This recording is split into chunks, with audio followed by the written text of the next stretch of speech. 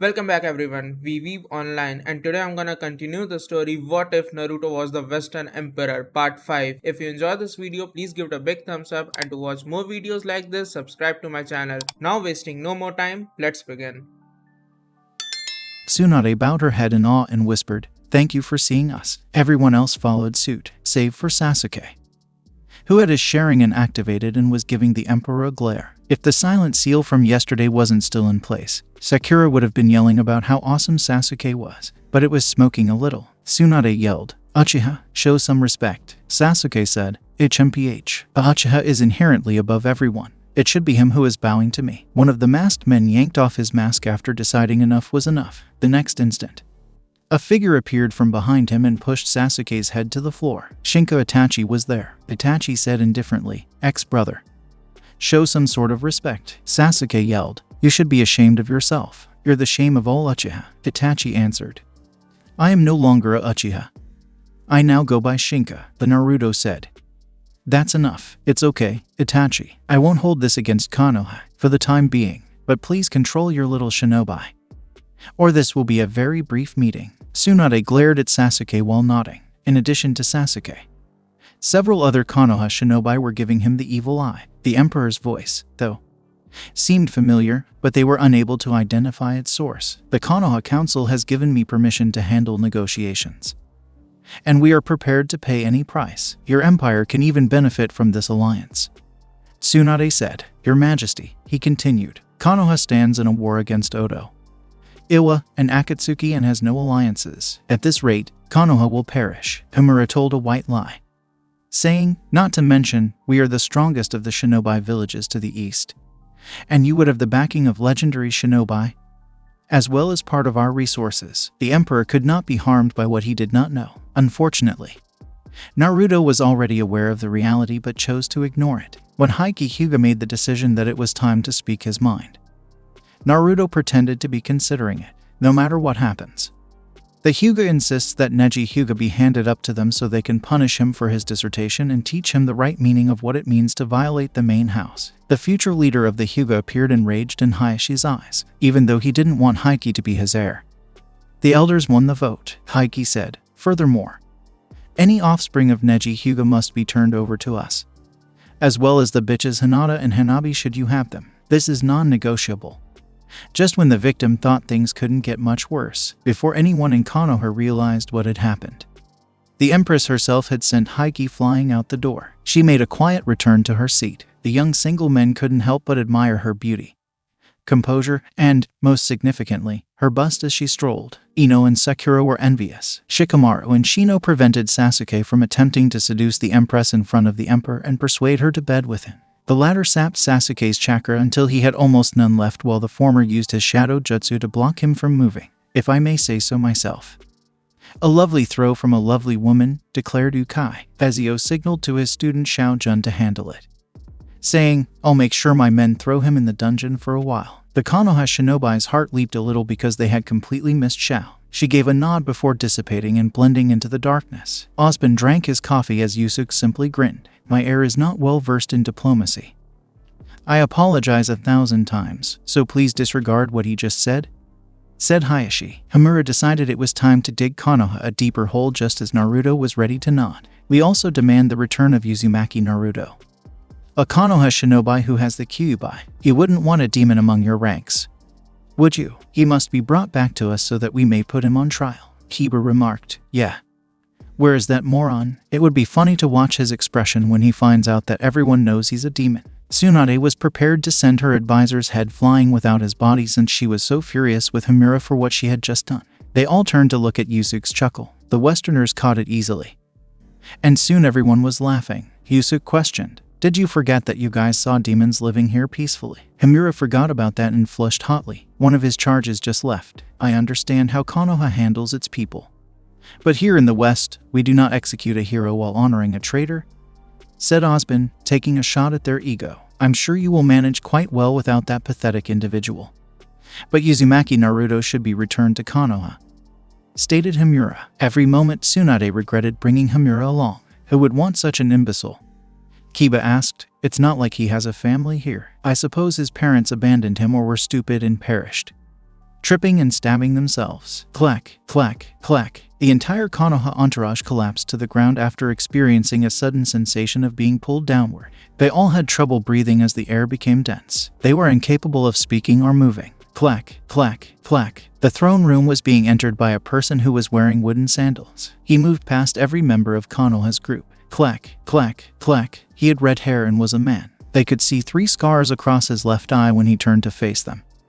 Even though he had great vision, he was dressed in loose brown pants and a black coat over his body. He wore a white shirt that was only partially buttoned up, and a crimson sash that covered his stomach. The man was wearing a fine sword on his right hip.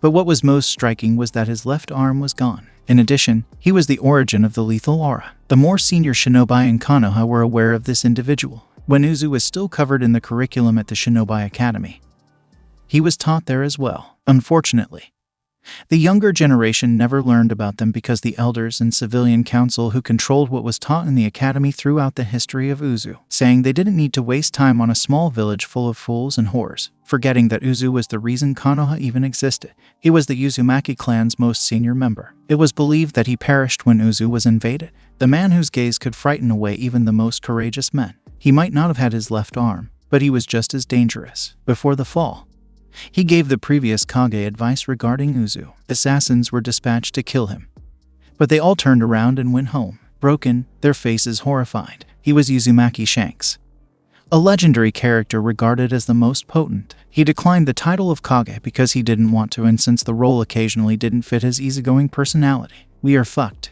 Asuma reasoned. They valued family, according to Uzumaki rules, as Uzumaki Urza demonstrated a few days ago. He could only be grateful that Kurenai had chosen to remain with Yugao. He questioned whether his child would make it through. Shanks lowered himself to Kiba's eye level and inquired, "Care to repeat that? Do you know how much Uzumaki cares about family? Shall I show you? Did you just insult my family?" Kiba was violently trembling. The aura of the man was sensed by all, but Kiba was the major target. Kiba experienced Shanks forcing his face slowly upward with his hands. Kiba fixed her gaze on Shanks and went to the bathroom. In this man's eyes, he insisted, he could see 1,000 different ways to die. This man's aura was screaming at Kiba to do whatever he could to survive, even if it meant embarrassing himself, even with just one arm, still wearing a disguise. Naruto responded, "That's enough, Elder Shanks." They could finally breathe again once Shanks simply nodded the oppressive vibe away. Osbin asked, "So, let me get this straight. You want some kind of political and military partnership with us. In return, you want our technology, our medicine, our knowledge, our people, and our emperor and empress. That doesn't exactly sound fair." Pretending as if nothing had happened, Tsunade began to perspire. When stated in that manner, it appeared, no, it was incredibly biased. The West's level of development surprised her. There was absolutely no benefit to the West from this. Tsunade was then perplexed by the final clause of Osbin's sentence. Tsunade remarked, "We don't want your emperor and empress." Osbin retorted, "Ah.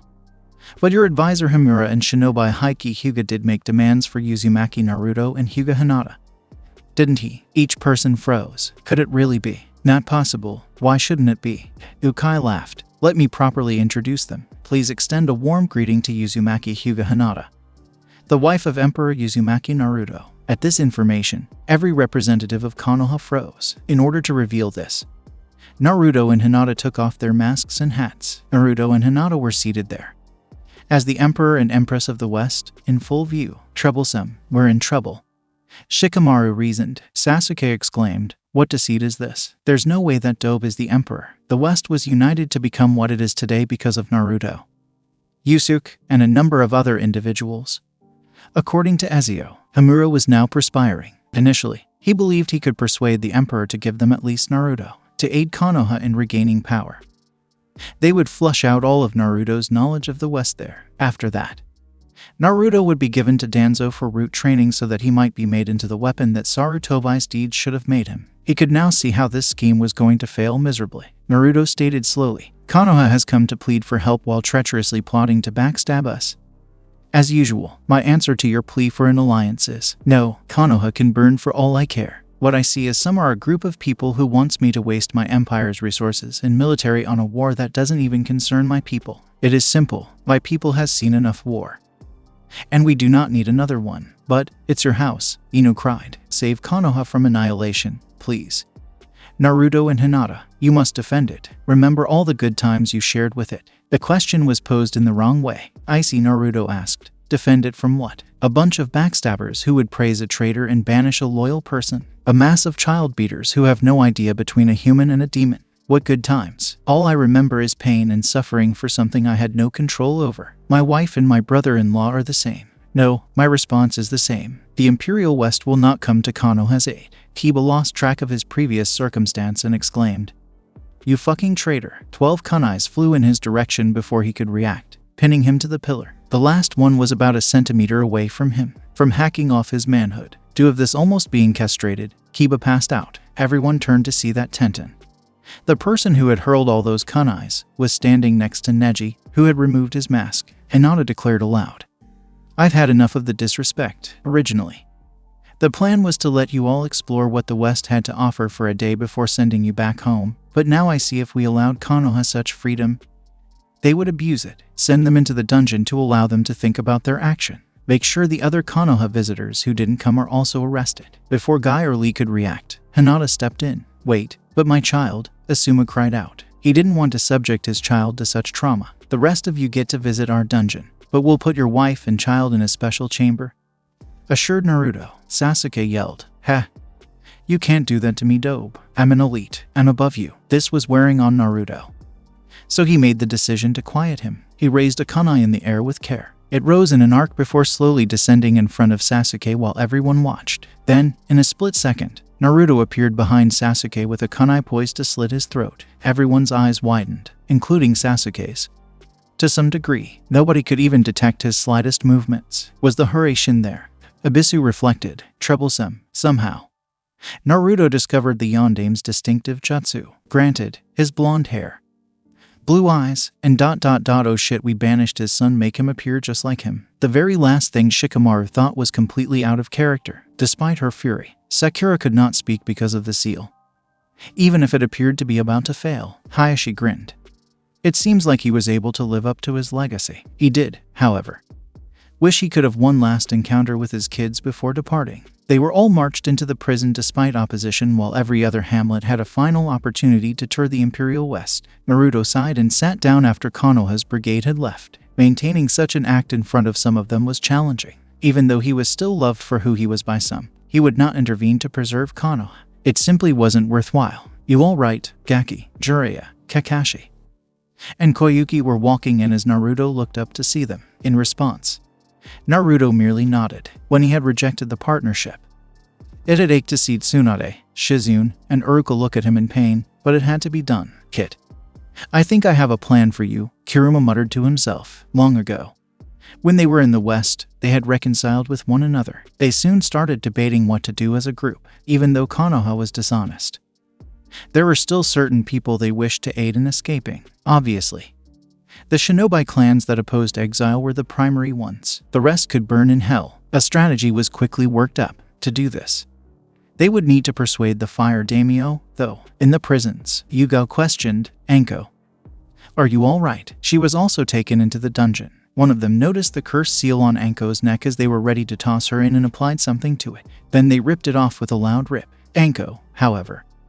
was in such excruciating pain as a result that she collapsed while grabbing her neck. Anko finally took her hand off her neck to stretch, saying, "Yeah, I'm feeling a little better now after what those bastards did to me. Actually, I'm feeling better than I ever did. What's going on?" Yugao stared at her neck with wide open eyes. Yugao yelled, "Anko, the seal, it's gone." Anko hurried up to a mirror to take a look. Everything was taken from them before they were placed in the dungeon, but for their clothing. She focused on the spot where the cursed seal formerly was while gazing in the mirror. There was only flesh left, and it had actually vanished. She broke down in tears and expressed gratitude to the West that it was gone. The group was divided into a number of cells. One cell was taken by Sasuke, Kiba, Sakura, Heike, Sai, and Hamura. Another was taken by Lee, Guy, Chaoji, Shino, Abisu, Tenzo, and 2 more Jounin contestants. Ino, Shino, Hana, Yugao, and Hana took the 3rd cell. Tsunade, Shizune, Hayashi, Asuma, and Uruka were in the final cell. Uruka seized the final one. A room inside the palace was assigned to Kurenai and her kid, and guards were posted outside their doors. "We're in trouble," Shikamaru said, except for those who were assigned to Cell 1. Everyone had to concur with him, Sakura yelled. We don't need that baka. Her voice made everyone shiver. They removed the muting seal. But as Sakura continued to speak, they wished they were being tormented. We should put that brat in the bingo books for stealing a Konoha jutsu, remarked Haiki. HMPH, I don't know how the Yandame's jutsu was stolen by that brat. Idiots, Shikamaru retorted. Everyone who didn't know the reality puzzled over him. Would you care to guess who else had blonde hair and blue eyes? I'll give you a hint. Who else is the father of Naruto? There are only the Senju, Yamanaka, and Namikaze. And we already know that Tsunade is the sole Senju, Naruto is not a Yamanaka. And only the Minato wa. Asuma scratched his sideburns a little. He instantly spun to Tsunade after that. Asuma, whose face was beginning to droop, asked, Is he who I think he is? What is it, sensei? Chaoji questioned. Ibisu said. The Yandame Hokage was Minato Namikaze. Ibisu trembled, however. That doesn't make sense unless Naruto is H. Impossible, Ino exclaimed. Don't stop like that. Tell us. Uruka began to tremble as well as he suddenly remembered teaching about the Hokages. When he compared the picture of the Yandame to Naruto, which he had seen numerous times, he concluded that their similarities were too striking to be a coincidence. Shikamaru said, Ino, consider it. Why does Naruto resemble the Yandame so much? All of the people who weren't aware of the secret had a sudden light bulb moment, but Kiba's was still completely black. Kiba yelled, GRR, just tell us already. Hana scowled at the intelligence of her younger brother. You're telling me the Yandame is the father of the dope?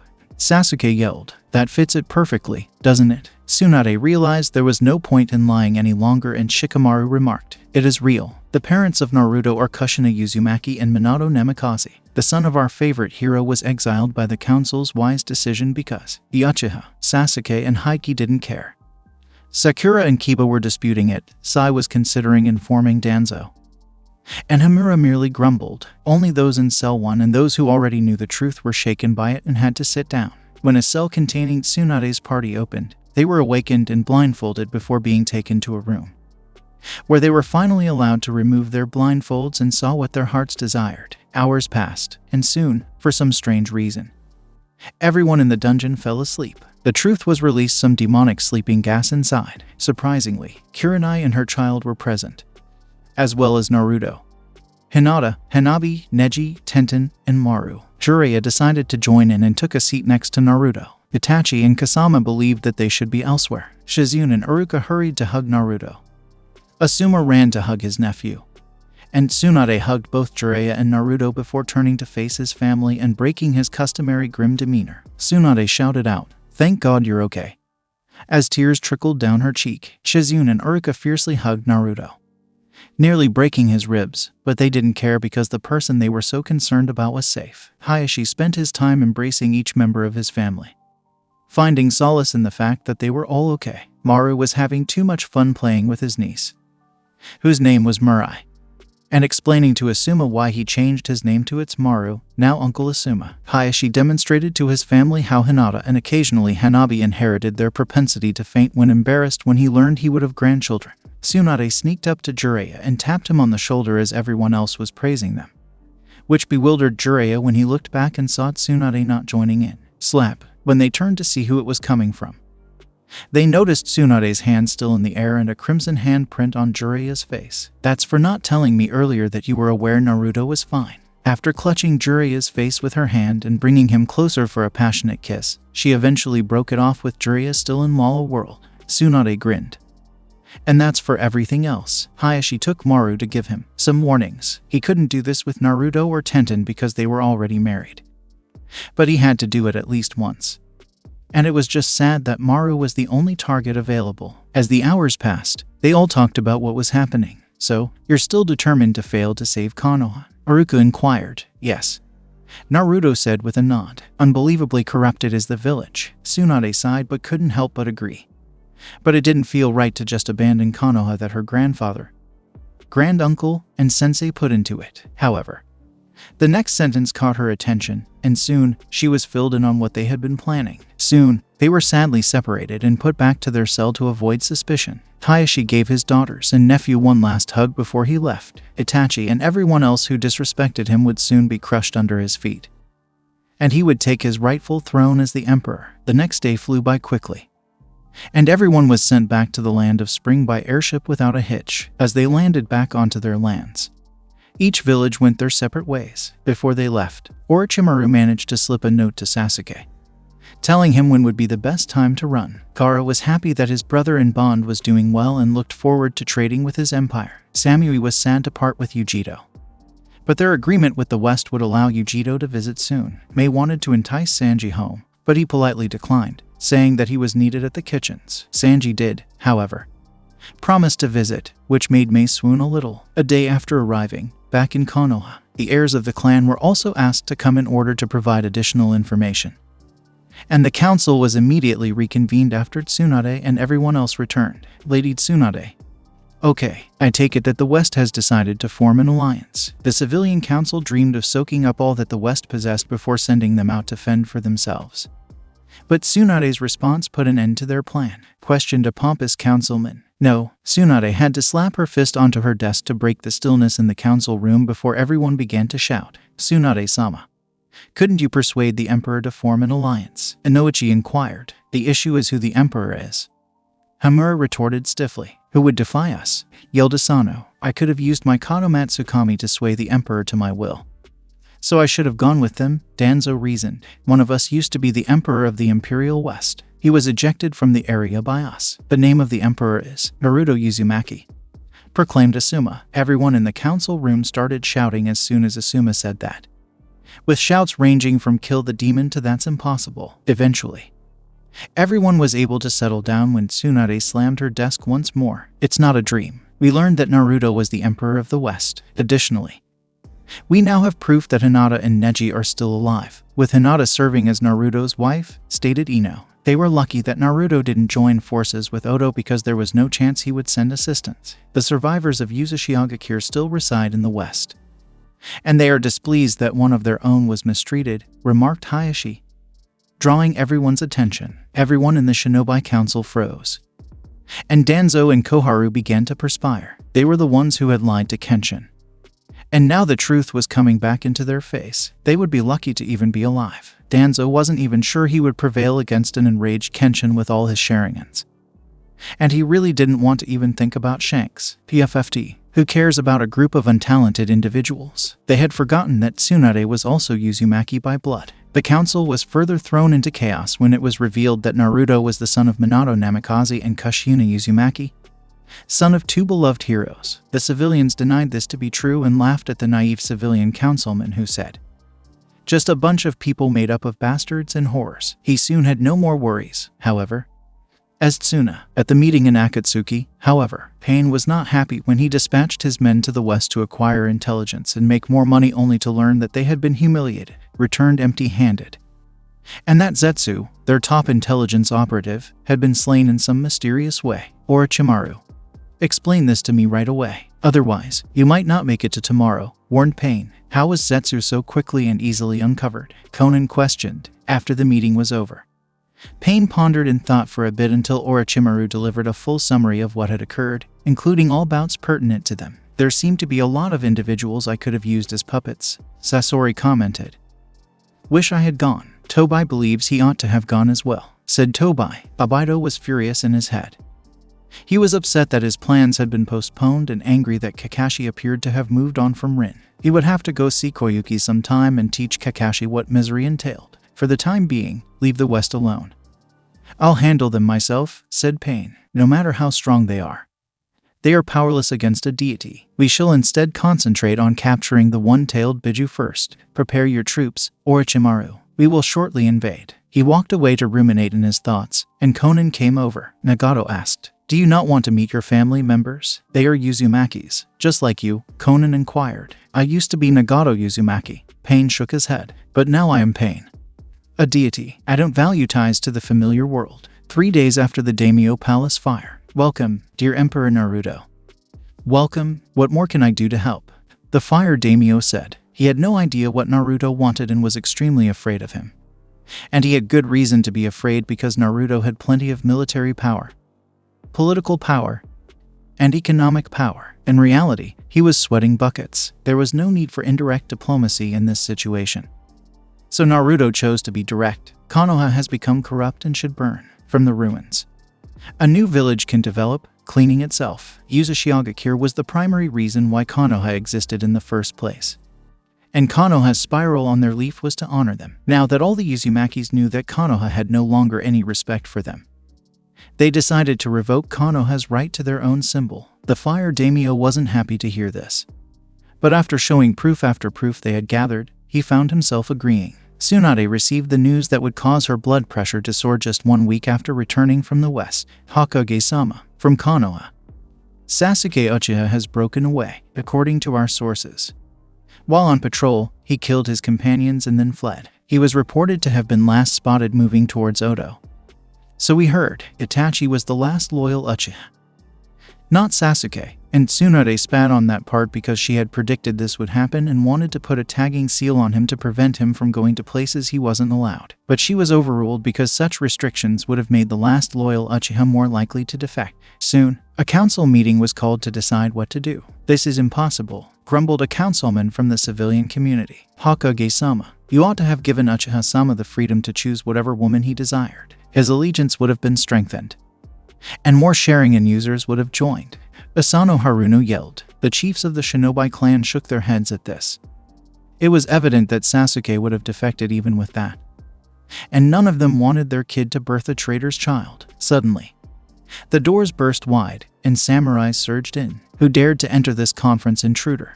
Danzo exclaimed. As the fire daimyo entered, he responded, "I do," and Danzo immediately grew pale and stiff. "Daimyo-sama, what else can we do to help?" Tsunade inquired. Sasuke Uchiha is rumored to have turned rogue once more.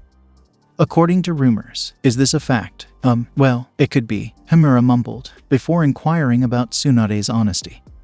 The fire daimyo cast an ugly stare at Himura. After discovering the truth, he exclaimed, "I see. Then I pronounce Sasuke Uchiha to be a traitor of the leaf. Is going to be an S-class missing nin. Dear Lord, that is not something you can do. The Sharingan would be further away from us if we took such action. He must keep his peace."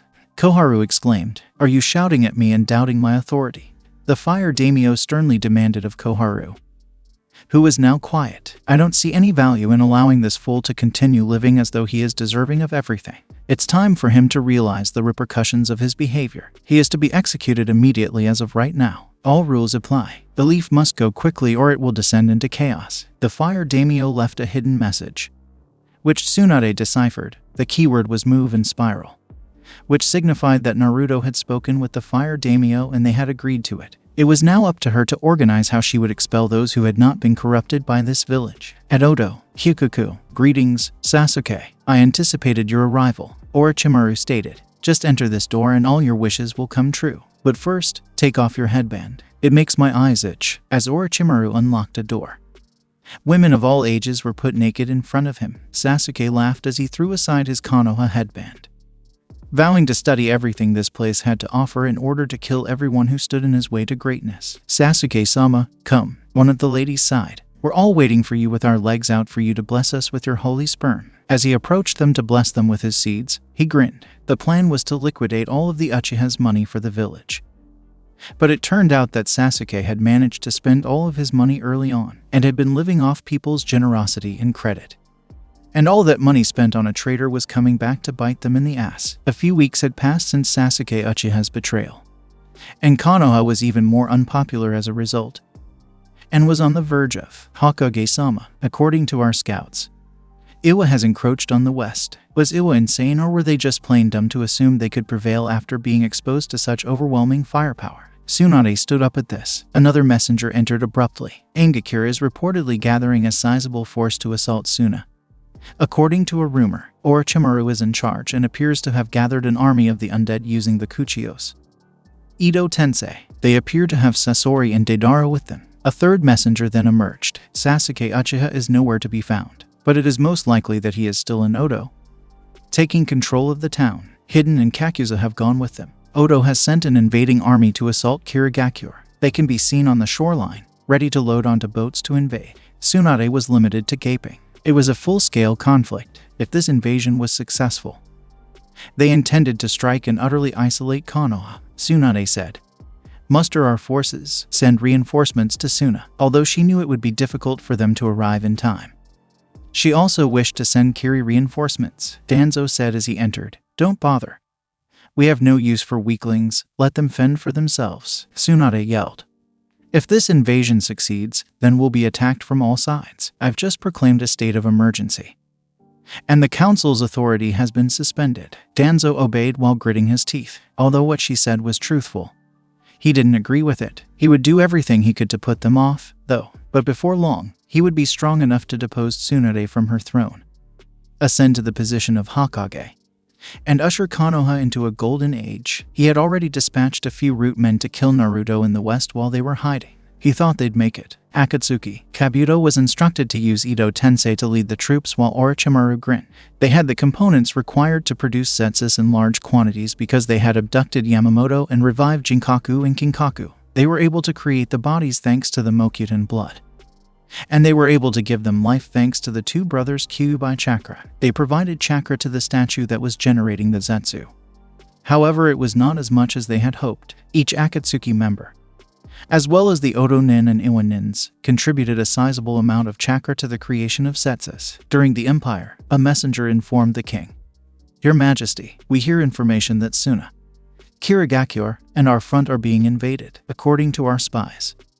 Akatsuki only intended for Suna and Kiri, but Iwa has chosen to act out on its own, and they are capitalizing on it. They have also dispatched reinforcements with Iwa. "So it starts," thought Ozpin. Ukai asked, "Your orders." Ryazanpaku has already gone to the front lines to assist with the evacuation. Naruto averted his gaze. "So it had started." He reopened them. "Have Luffy lead the naval forces to Kiri. With our ship's speed, they should be able to reach Kiri in time. Have soldier troops accompany them. Ukai, you take our army and storm the front. Azio, get me Sid and have him prepare our airships. I want our Shinigami soldiers there, along with Uzumaki clan members. They'll be heading off to Suna to aid them, led by Uzumaki Kenshin. Yusuke, I want you." All of them who had been given orders yelled, "Yes, sir." Iwa had built up camp after invading the west and said, "One final thing. Send in the riders at the front first. Let them take first blood before going on to the next hamlet."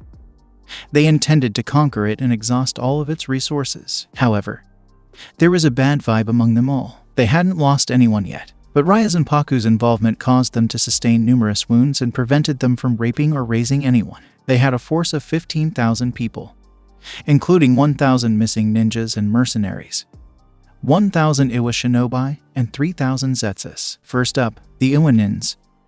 But they all fell short. Ryazanpaku had departed before backup could arrive. When Tsutomu thought back on what had happened, he grit his teeth. Flashback. Tsutomu led his soldiers through and exclaimed, "Ha ha ha, these Westerners are feeble. Why were our ancestors so afraid about them?" They had destroyed a village, and now they were pursuing the residents. They unexpectedly moved quickly to flee, but they were unable to do so. Tsutomu licked his lips as he planned his revenge on the captured women. One of his superiors suddenly approached him and appeared to be in a panic. "Tsuchikage-sama, there has been strong pushback." Tsutomu asked, "Oh, how many? 50 or 100? Just wipe them out and let them see the power of Iwa." The messenger gave a cautious response.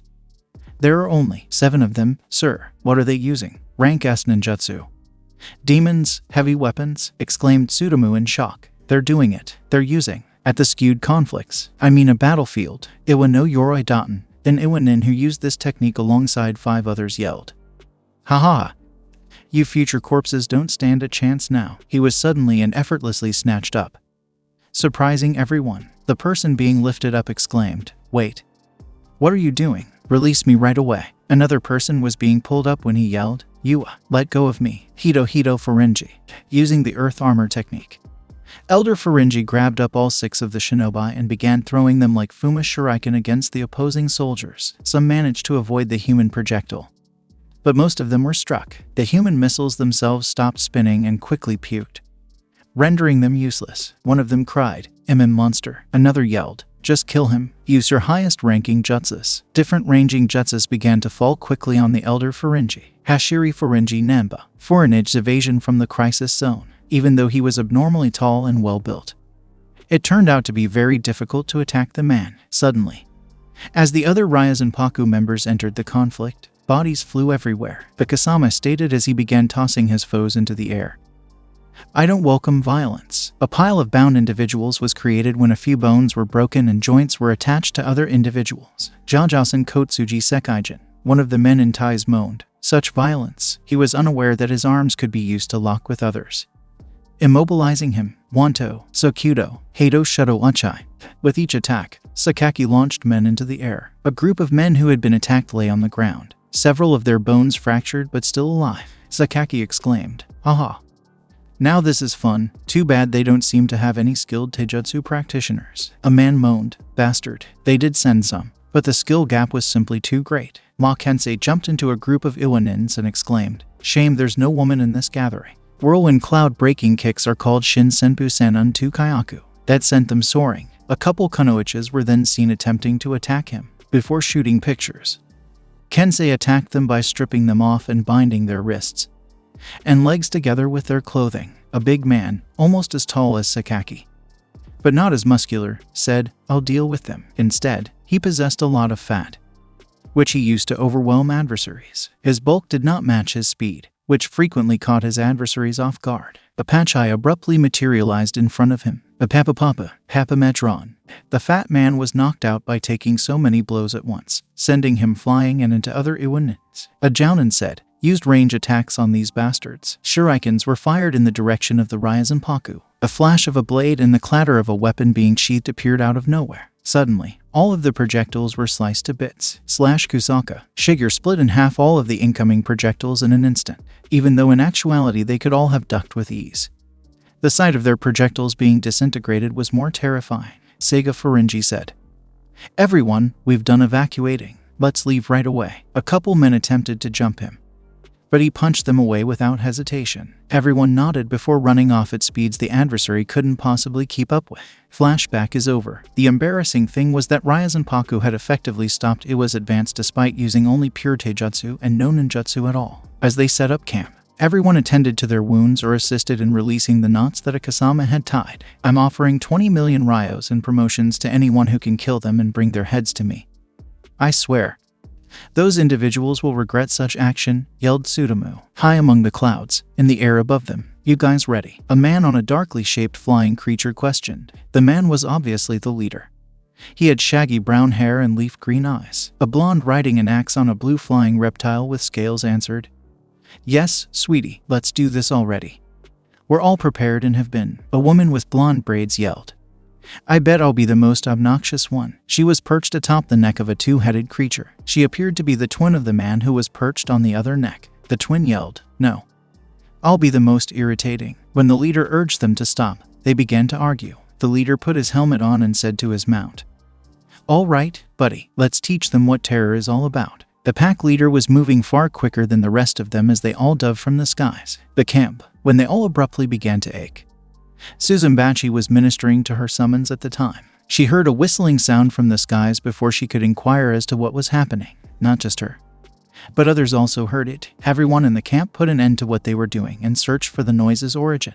They were just aware that it was coming from above. They began to tremble from the sound as it drew nearer though. It sounded like the depraved progeny of lightning and death. A bolt of plasma fire blasted their medical supplies out of the blue. Before anyone could respond, the shadowy figure rushed off in the opposite direction. They were able to see something passing through, but otherwise nothing. It was impossible to notice because the thing was already climbing to the skies. A shinobi commander cried, "Put out that fire. Save anything that can be utilized. I want torches and lights up in the sky." When the shrieking sound started to return, everyone moved, trying to preserve what could be salvaged. This time, the fireball slammed into their arsenal and instantly destroyed everything. With all the light, they were able to identify their attackers. A dragon it was. Everyone was able to notice its ferocious eyes due to its black scales and slim form. They were even more shocked to see a man riding the beast. He yelled, "Toothless, bank left." The dragon immediately complied and avoided the shurikens and ear that were thrown at it. The dragon immediately ascended to the skies once more. Tsutomu exclaimed, "There is just one dragon. We outnumber it. Suzumbachi, send your clan to the skies with your summons, and have your bees slay that dragon." The Night Fury returned, but it wasn't by itself, and Suzumbachi nodded before leading her troops into the skies. Dragons. The dragons all fired fire, consuming all the summons and anybody in the air. As Suzumbachi yelled, flaming muscles weighing 5,000 pounds are emerging. Snout loud.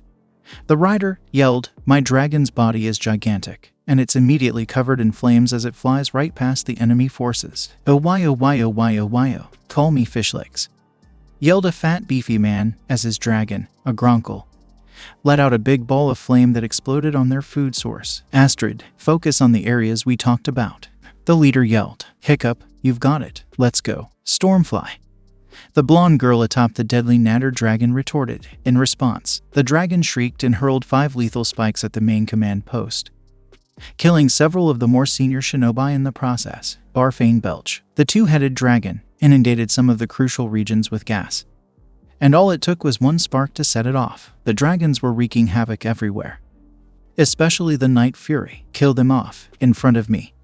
I want them dead, exclaimed Tsutomu. Tsutomu was furious. He still had many shinobi, zetsus, and mercenaries ready for the invasion, but without supplies, they wouldn't be able to push in far. He decided instead of charging for the capital, he would take the villages that surround it, returning to Western Base Camp. So, as I expected, they moved. Hiccup nodded in response. They were all in a huge tent with a map spread out in front. Aoki was seated at the head of the table, and the generals seated at the sides were all poised to move out. Excellent. I want the forces on the right to be taken by the Venati's army, led by the 7 Venatis and Tiger. Take the band of Hawks to the left. Griffith, Guts, take your high Shin units, young Shin, and join them. As always, you will be independent of them while working. I'll bring my troops to the center. Let our adversaries see what it means to enter our houses. Point out the mistakes they made today. I get it, sir, screamed the commanders as they prepared for battle. The Iwanins were thirsty for vengeance the next morning, and they divided, determined to take the 3 villages to reclaim supplies. But they didn't expect to meet armies so soon when they divided. At first, they expected to be able to destroy them, but as time passed, they would discover just how hopelessly outmatched they were. Combat with the Venati's army. The army was on its way to the village when they saw a lone man with red hair wielding a black bow. When the man first shot at them 300 feet away, they laughed, thinking the man was trying to buy time. They stopped laughing when the arrow pierced through the head of an elite Jounin commander, surprising them. They tried to counterattack by throwing weapons or jutsu at the man, but their apprehension prevented them. For a while, it appeared that Iwa was holding its own, but soon, a force of soldiers rushed to the front lines to attack. Suddenly, they found themselves being flanked from the right, with a white-haired woman with a big chest, wearing the title of a Venatis and wielding a long sword. The other Vanitas followed shortly. The invaders thought they could have easily fought the Venatis, and seeing as how the endgame came when all the Venatis gathered around Tiger, who returned. Tiger pulled back his bowstring with all his might. Suddenly, all the Venatis' weapons shone brightly, the light forming in front of him. He released the arrow, causing a huge wave of various elements to combine into one blow that destroyed more than half of the invading army's forces. The invading army soon withdrew back to where Tsutomu battle against Hai Shin and Band of Hawks. The invaders claimed Griffith was like a white hawk, riding through battle, encouraging all his allies. If the White Knight was someone who made his allies become courageous, then Guts was the Black Knight that struck fear into the enemy. With his huge sword and black armor, Guts struck fear into the enemy. The Band of Hawks were small in number, but they were effective in cutting them down. What scared the invaders was what seemed to be a White Knight leading the Band of Hawks. Same as before? Questioned Guts as he slashed 4 victims in one motion. HMPH. The Iwa forces were suddenly assaulted from behind by the Hai Shin army, cutting down the invaders and forcing them to flee to the right, seeking to catch up with Tsutomu and his army. Griffith responded, still laughing as he parried a blade and slashed the man's throat. Invaders would later claim she appeared possessed as she entered a deep trance and moved with what appeared to be bizarre movement. Suddenly, the Iwa forces were hit from behind by the Hai Shin army, with Shin himself leading the charge and cutting everyone in his path. Protecting his back was a petite, beautiful woman who wielded the sword with deadly results. Guts remarked, "Nice to see Major General Shin doing well. He looks up to you and Ukai and wants to be the next Grand General of the army. He has good instincts, and they will only get better. Still, he does have a bright fire within him," said Griffith, "and he also looks up to you for swordplay." With Kalryo Ten and Kaiwukai, Shin's right-hand woman and strategist, by his side, it will only get stronger, Griffith remarked. Combat with Ukai. The 2 other armies regrouped with Tsutomu with heavy losses, and the 2 armies pursuing him, he decided it was time to cut his losses and run. They could invade another day when they grew in power again. Suddenly, When they were in full retreat, the same whistling noise came back again. The yellow flash was among them all once more. And when the invading army saw Naruto, dressed for battle in light armor meant for maximum maneuverability and the same white cloak Minato used to wear, they were immediately struck with fear. Hiccup and Toothless were back, but this time, instead of raining hellfire on them, he threw a kunai to the ground in front of the entire army. I am Emperor of the Imperial West Uzumaki Namikaze Naruto. My father was Namikaze Minato, the person you all dreaded and told to flee at the first sign of him. You won't suffer any harm if you surrender. I guarantee that if you lay down your weapons and crouch down with your hands behind your back, you will survive. You've got 30 seconds, Naruto yelled. Haha, I'm not scared of you. You're playing a bluff, yelled Tsutomu. But some of the more sage shinobi followed orders. Seize him. If you kill him, we win. The ones that didn't surrender and all the Zetsus ran at him, shouting time's up, as Naruto said, just as their quickest shinobi was about 5 feet away from him. The ground began to tremble, and they were in the middle of a ring of Hurricane kunais that was already a mile in diameter. The Iwanins were reminded of why Minato had a flee on site order, and this fear had been passed down to his son. It was over in a flash. Body parts were sent flying. Nobody could react quickly enough. Naruto was slashing and gouging, cutting and hacking, dismembering and severing. The Iwanins were reminded why Minato had a flee on site order, as the Imperial West Army withdrew back to base, letting the survivors who wisely gave up to go back home with their tails between their legs. Kuretsuchi made a decision. She would need to persuade Nara that she was right. The armies encroaching on Suna drew nearer and nearer, as all of his Edo Tensei summons were successful. Orochimaru chuckled. He was disappointed that he couldn't call upon the 3rd Raikage and 3rd Kazekage. But he had a lot of options. They'd spent years honing this approach with Kabuto, and now they had achieved perfection. They had perfect control over their puppets, but the animals still had all of their knowledge and memories. He eagerly anticipated watching the soldiers of Suna go up against their own household names or loved ones. As a result, Kabuto could manage all of the Edo Tensei summons from his base while he went to the front lines. He reasoned that there was no way they could send assistance in time with Iwa's soldiers occupying the west. Konoha wasn't concerned about them, though he might try to help. Additionally, he was aware that Danzo would temporarily stop Tsunade, giving them plenty of opportunity to eliminate Suna and seize Gaara. They had a force of around 13,000 with 7,000 Zetsu, 1,000 undead summons, 4,000 aim ninjas, 1,000 mercenaries, missing ninjas, and 3 S-ranked ninjas. In addition, the majority of the summoned undead were renowned shinobi. Suna was effectively dead. A massive tsunami of sand suddenly burst forth as they were getting closer to Sunagaku.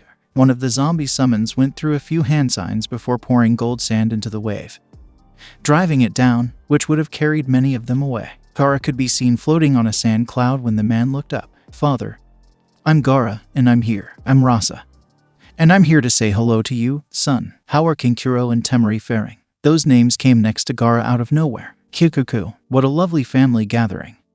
Orochimaru said, let me simplify. I might let most of your people live if you give up Gaara and swear allegiance to Akatsuki. Temari swung open her fan and yelled, fuck you. Kankuro nodded and instantly prepared 5 puppets. Kankuro yelled, we're not handing up our brother.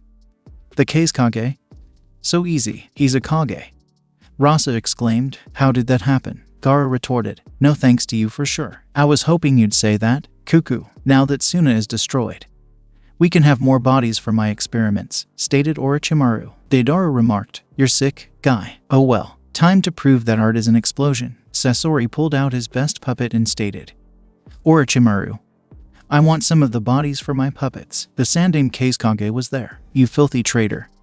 Sasori, a voice yelled, you killed our Sandaime. All of Suna's shinobi suddenly appeared alongside Gaara, with Chiyo taking the initiative. Chiyo Ba-sama, Temari exclaimed, I thought we instructed you all to flee while we purchased time. Leave you brats behind. Chiyo answered. We would be the embarrassment of all shinobi if we turned our back on our own Kazekage. Gaara glanced around, a hint of tears in his eyes. Gaara stated as he pulled power from his Biju. Shikaku, thank you, everyone. He was able to access the beast's full strength without changing because the West fixed his seal. Hyukuku, so many possible candidates. Then, get ready to pass away. Orochimaru ordered, raising his hand, for this duel, which would determine Suna's fate. Everyone tensed up. In the upper atmosphere, is everyone prepared? Kenshin questioned the crowd. They mostly all had wooden sandals and black kimonos, indicating they were Shinigami Squadron's members. The other group wore whatever they thought appropriate, but their clothing still displayed the Uzu swirl, because he didn't want his girlfriend, Uzumaki Kairi, to fight by herself. Sora entered the battle. Endermask made the decision to accompany Inzu and Irami because he didn't want the two teens he had come to view as his own children to leave on their own. Natsu joined because, due to his salmon-colored hair, he was regarded as an honorary member of the Uzumaki clan, but more significantly, he accepted its family-centered tenets. He was little sorry that he came, though, because he had forgotten how easily he became motion ill. "Soul, wear a black star in Tsubaki," said Maka, a young woman with pigtails. She also was donning the Shinigami garb. "Him? I'm not sure." "Hey, Patty, Liz, and Kid," Soul questioned. "Do you guys know where Black Star went?" Kid, a young man with 3 half rings in his hair who otherwise had a symmetrical appearance, answered, "You were meant to keep watch." Maka Chop. Maka caused Soul to receive a book on his head. "Kenshin-sama," a soldier cried. "Black Star and Tsubaki have already abandoned ship." An orange-haired soldier by the name of Kurosaki Ichigo exclaimed, "That idiot. Before that moron does something even more idiotic. Let's leave." Each person nodded as they hurriedly exited the ship. The airship had to be evacuated of Natsu. A voice could be heard from everywhere as Orochimaru was going to lay his hand down to start the combat. They could all hear it. The first rule of assassination is to disappear into the shadows. Regulate your breathing. Additionally, watch for your target to lower his guard. Rule number 2. Focus on your goals. Predict his ideas and behavior. Rule number 3. Make contact with your objective before he sees you. Everyone was perplexed as to where this voice was coming from until a young youngster with blue spiky hair and a chainsaw suddenly materialized in front of them. "I am the legendary Black Star. I'm here to murder you all," Black Star said. Yahoo! While posing, even the undead summons began to perspire at this scene. Gaara thought Naruto might have gotten along with this newcomer when he was younger. All of a sudden, Shinigami chop. Death. The kid employed Black Star with the chop he had inherited from his father. "Idiot, you exposed us," exclaimed Kid. The scythe, which had just acquired a feminine head, apologized. Who the two adolescents and the talking head were left everyone perplexed. However, Gaara had a hunch. "Are you Western reinforcements?" Gaara queried. "Yes, that's us," Kid said. While internally outraged, Orochimaru chuckled aloud. "This is what the West sends? Chusnots all alone with a talking weapon? Snaky. Be careful what you say," Black Star declared. "I just came in first to show off." Suddenly, roughly 500 people descended in the direction of Orochimaru in front of the Suna soldiers. Some of them, they saw, had the Uzu swirl. One of the men then moved forward. "You won't suffer any harm if you give up right away. I guarantee it." Uzumaki Kenshin drew his blade and gave him a soul-piercing gaze. "If you refuse, then you must face this one to the death." Most of the summoned undead would have retreated in dread if they had been able to respond on their own. "Screw that," Kenpachi yelled as he moved forward. "Let's murder them all." One of the missing nin suddenly appeared in front of him brandishing a blade. As he came crashing down, the man said, "You're wide open." Kenpachi made no attempt to block it. In an effort to get the first blood, the man sliced directly at his chest. Invaders cheered. Suna forces made an effort to assist, while the West appeared bored and made no effort to move. They all learned why no one bothered to offer assistance, despite the man's best efforts. The blade that had struck Kenpachi did not even cut or move. The moment Kenpachi looked down at the attacker, the latter immediately peed his trousers. "Hey," Kenpachi casually removed the blade with his bare hand and asked, "Were you attempting to injure me with that dull blade? I don't have time to toy with dunces like you." "You know." He swung his blade and split the victim in two. As he charged into the melee, Kenpachi yelled, "I want to have fun." Kenshin said, "Follow him and attack." The conflict has begun. Orochimaru became aware of a problem once the fight began. Typically, Ito Tensei renders summoned invincible when a Shinigami member delivered a death blow to it. However, it didn't appear that this was always the case. They all disintegrated and didn't come back to life. Surprised, when Orochimaru turned to look at the source of the voice, he saw Frankenstein and another man who had numerous stitches and a screw in his head. Shinigami Squadron receives training that allows them to interact with a real Shinigami god and receive some of its blessings, enough to return these souls to the hereafter, where they merit to rest in peace for all eternity, declared Frankenstein. "Indeed, I'd like to say hello," the guy with the screw in his skull said. "I'm Professor Stein. It's the last name you'll recall," she said. He said that and wound the screw. As he spat out his sword to strike the two, Orochimaru roared. Kabuto was perspiring, without his consent.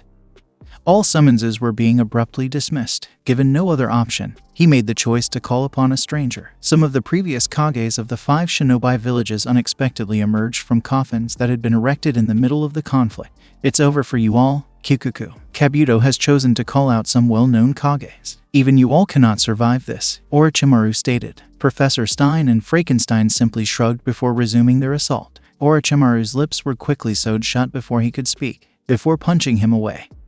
Professor Stein remarked, "You talk too much." 2 people appeared in the air abruptly. It was the Mu and Anoki, which Kabuto had both revived, without even caring if their allies were there. Both had their hands aimed at the majority of the enemy troops. Genkai Hakuri Jutsu, says Jinten, out of their hands. 2 cylinders shot towards the direction of the Suna and Shinigami soldiers. Gaara tried to block it with a sand barrier while cursing, but Rasa managed to take it down. Gaara tried to use all of his chakra for defense and did all he could before abruptly. The Moonfang Heaven Piercer, Getsuga Tenshu, a massive light blue sword slash collided with the jutsu and flew into the attack. Suddenly, there was an explosion in the air, rendering both attacks useless. Everyone, with the exception of the Westerners, stared in awe at the orange-haired lad brandishing a large sword that resembled a cleaver and had no guard. Some sort of white wrappings were on the handle, until a noble-looking man said, "Stop showing off, Kurosaki Ichigo." He was only grinning. Ichigo screamed, "Kuchiki, stop talking, just assist me in getting rid of them." HMPH, Kuchiki Byakuya answered, turning to face the majority of Zensus. "I'll aid you once I wipe out all these ugly plants." Senbins began to fall from the sky to where he was all of a sudden. Kuchiki effortlessly avoided it and then faced the person who had done it. Sasori sprung from his puppet Haruko. Some white-haired boy had broken his Sandame puppet by freezing it and snapping it into bits. Shio lamented, "Sasori, you truly did turn yourself like a puppet. How repulsive." "My preferred puppet was obliterated," Sasori asked. "Maybe I could replace it with your body." The scroll that was on his back was thrown, and it was then opened. Hundreds of threads shouted out as his right chest opened at the same time. 100 puppets emerged after the scroll poofed. He was in control of them all since the strings were all attached to the puppet and floated in the air. Hayaki no Son, Akahigi, look at my top strategy. With one method alone, I have destroyed an entire nation, Sasori yelled. "This is bad," Chiyo murmured, calling for assistance from her 10 puppets. "You are incapable of managing this on your own." However, Byakuya utterly disregarded her and moved forward. Chiyo was going to complain after being insulted when a hand grabbed her. The little boy with white hair who earlier smashed the puppet was back. "He will be okay," the young man who identified himself as Toshiro Hitsuge added. "He's exactly like that." Kuchiki just raised his sword, turned it so the blade was towards the earth, and then let it fall, sinking into the ground. "Are you giving up?" Sasori inquired in shock. The man, he believed, would at least object. Kuchiki just briefly pointed at Sasori. Rikujikoro, Bekudo 61. Sasori was unexpectedly imprisoned by light rods that materialized out of nowhere. He struggled, but he was unable to move because he was stuck. His puppets, though, were excellent, as he gave them the order to attack. He grinned. Then, when 100 blades appeared all around the blade that Kuchiki had fallen, his expression changed to one of dread. Senbin Sakura Kage is the Bankai. All of them abruptly dispersed into 1,000,000 Sakura petals. Sasori became aware that the petals could be used as swords when one of them accidentally touched a puppet and caused a sword wound. "I'm unsure. Can you manage your puppets while dodging or blocking 1,000,000 blade petals coming at you?" demanded Kuchiki. Then, all of the petals came together to form a tidal wave, which struck Sasori and his puppets. Everyone saw the S-rank nin Sasori of the Red Sands dead when the Sakura blossoms began to fall. His puppets were all disassembled. One attack was all it took. Deidara yelled, "Sasori." He was still having problems defeating Kairi and Sora as his adversaries, although he first felt fortunate not to be facing Natsu. He was now growing irritated with those two. He made 5 explosive birds to fly at them, but they were all destroyed by those keyblades before they could explode. He was suddenly dragged down by a chain sickle that became attached to the bird he was riding, before he had time to recuperate. Maka appeared with her scythe burning brilliantly until it assumed the shape of an enormous axe. "Monster Hunter." "Oh, fuck," said Deidara. He didn't have time to argue his case or take someone else's position. His assault from Maka cut him in half. Ichigo was engaged in an air battle with Anoki and Mu. Fortunately, he had learned how to solidify chakra beneath himself to make it appear as though he were standing on solid ground. However, he was compelled to take the defense because every time the two utilized dust release, he had to stop it with his sword slash to prevent his teammates from being hit. Mu was suddenly pierced by a dark spear. Ichigo noticed Frankenstein had thrown it when he looked down, as Orochimaru spat furiously once again. He grinned. Orochimaru hissed at Frankenstein, who was a master of strategy. He had once more set Frankenstein up to attack him with his spear by baiting him into that posture, having avoided it. Orochimaru was ready to make fun of him when he heard it strike something. Mu had been just behind him when he turned around and saw this. Mu was immediately absorbed by the dark spear, rendering him harmless, despite Kabuto now sweating in response to it. Anoki didn't even respond to it. Another was lying flat. Ichigo yelled, "I'm finishing this right now." Tensa Zenjutsu Bankai. Ichigo's chakra suddenly erupted in full view of everyone. Every Easterner would have sworn that his chakra level was comparable to Kazama if they had been able to compare chakra level. Ichigo had changed into a long, black cloak and a sword that was considerably smaller than his original one when the chakra flares subsided. It was a chained, pitch-black katana with a black blade. Anoki attempted to use his dust discharge once again before a mercenary could comment on it. This time, he drew nearer and formed a square, encasing Ichigo inside of it, before he could use it to end Ichigo's life. Ichigo turned his sword around and produced a Getsuga Tenshu that was as dark as the night. It destroyed the jutsu, rendering it useless the instant the jutsu was cut. Anoki was already being pierced by Ichigo before he could react. Most people didn't even notice Ichigo move. Rasa attempted to kill Gaara, but with the aid of his siblings, Gaara was able to catch him and imprison him in the sand coffin. Rasa was sealed away by sealing tags that were buried in the sand before he could act. When Genjutsu H-Suki, the Nide Mizukage, suddenly materialized behind Kankuro with the intention of chopping off his head, he exhaled in relief. Gaara had missed it because of his skill and genjustice. Hazuki was about to cut off Kankura's head when Natsu's fire fist knocked him to the ground, just as Uzumaki Kenshin's sword began to descend.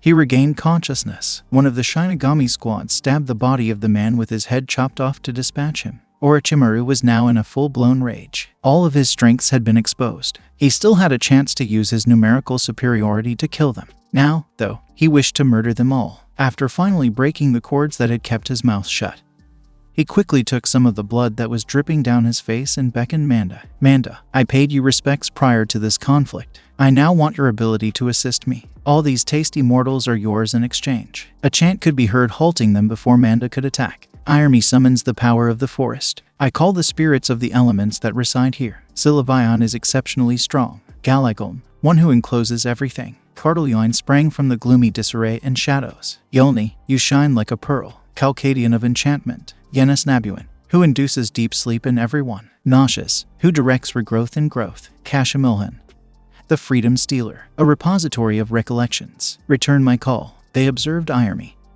a teenage Uzumaki girl with red hair, moving slowly forward while summoning circles were all around her. They soon merged into a monster that was much larger than Manda. "Kahaha," Iremi yelled. "Eat this," as the creature she had called out raised its fist, when the second hand swooped in and grabbed him by the neck. Manda was unable to avoid it after dodging the first fist. Now, Enzu leapt from the golem and swung his blade more quickly than ever before. The snake boss was beheaded by a direct air slash to Manda's head that struck him square in the neck. Manda disappeared into the smoke, but he would no longer return indefinitely. A tan man with long brown hair and 3 red markings on each cheek materialized in front of the Zetsus and mercenaries as they attempted to charge in and overpower the two. "I must at least take action. Can't let my kids brag," the Edermask man stated. Storm clouds began to form as he raised his hands. Before they knew it, lightning struck them all and instantly killed them. More than half of the troops were dead. Kenpachi enjoyed simply taking out everyone else. "This is plenty for me," Orochimaru yelled, demonstrating his best skill with a few hand gestures.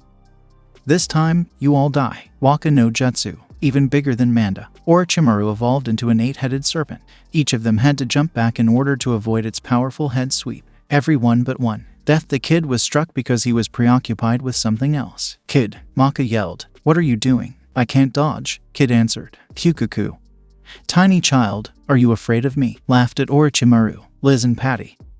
The Kid's goons exclaimed, "Oh no, not this again." Kid said, "You're perfectly symmetrical. You have 8 heads, which is the ideal number for symmetry." This revelation caused utter shock throughout the whole Eastern world. Soul poked his head out from inside Maka's scythe and murmured, Kids always preoccupied with symmetry, Orochimaru screamed. Cuckoo.